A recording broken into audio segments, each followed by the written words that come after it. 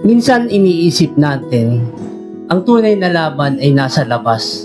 Yung mga taong hayagang ayaw sa atin. Pero alam mo ba na mas mapanganib yung mga laban na hindi mo nakikita? Kasi mismong nasa tabi mo na siya. Yung tipong nakangiti lang sa'yo, nagkipagpintuhan, pero ang puso pala ay may itinatagong pait at paninira.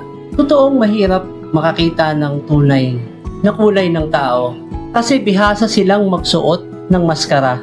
Yung maskarang puno ng malasakit pero ginagamit lang nila para makalapit at malaman ang kahinaan mo.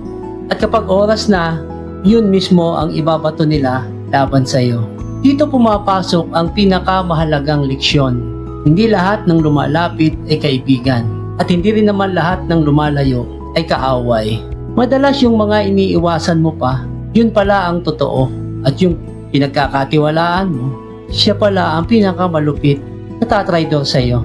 Kaya huwag kang matakot na maging mapili sa mga taong ina-access mo sa buhay mo. Hindi ito pagiging suplado, kung hindi pagiging matalino. Dahil mas madaling tumayong mag-isa kaysa madapa ka sa mga taong itinuring mong kasama. Tandaan mo, mas mabuti pang maliit ang bilog ng mundo mo kaysa malaki nga pero laso naman ang laman nito.